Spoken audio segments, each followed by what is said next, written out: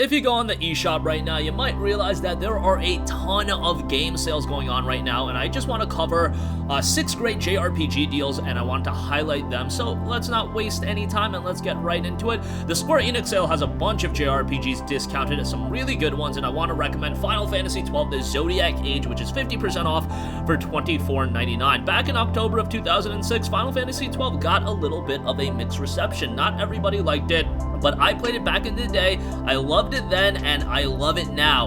This is a game that has aged very well, and I think over time people appreciate it more and more. It had a different combat style where it played a lot like an MMO, and that was a little bit of a stark shift for a lot of people playing Final Fantasy games.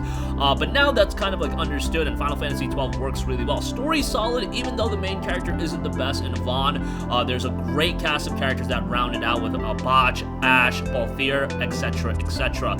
Zodiac Age Edition also does make the game quite a bit better, and without a doubt, the definitive version of the game. Hopefully we see Revenant Wings on Switch at some point, because that is the follow-up to Final Fantasy XII and adds a little bit to the story, so that'd be cool to see. Alright, next up, Trials of Mana. This is 20% off for $40, so yes, it's not a steep discount, but this one just came out, so you really can't hold them to that.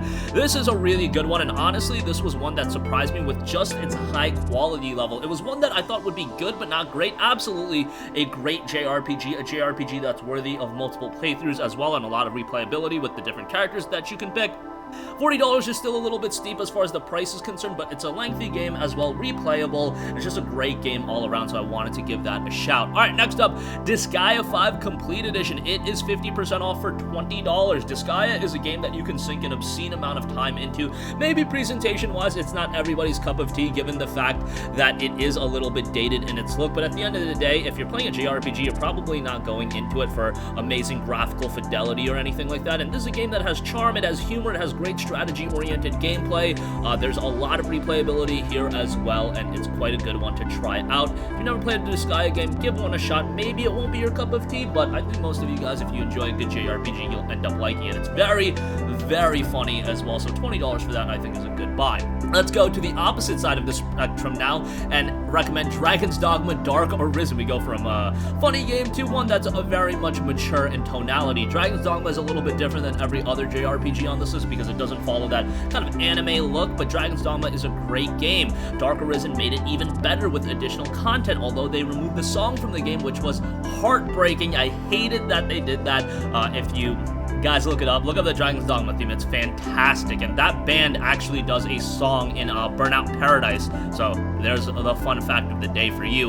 Dragon's Dogma Dark Arisen is great. It's a challenging game, but it's also very, very rewarding. Open world, a lot of content, you can't go wrong with it, and I think it's a great pickup right now. Star Ocean First Departure R1406. Star Ocean, man, it's a franchise that unfortunately has kind of fell off. Star Ocean 5 was abysmal on the PlayStation 4, and the thing about this Star Ocean 5, they named the game Star Ocean Integrity and Faithlessness. Like, what kind of dumb names do we have to give video games? Integrity and Faithlessness? But yeah, the game itself was not very good either. First Departure R, on the other hand, very, very good. This is a great JRPG. Old school look, obviously it's a port of, I believe, the PSP version of Star Ocean 1, and First Departure is really good. So $14.06, not a steep discount again. It's like 30% off, typically goes for $20.99. $14.06 is a solid buy though. Lastly, I want to give a shout out to Final Fantasy VII. Now I know everybody's gonna be like, the remake's out, the remake's out.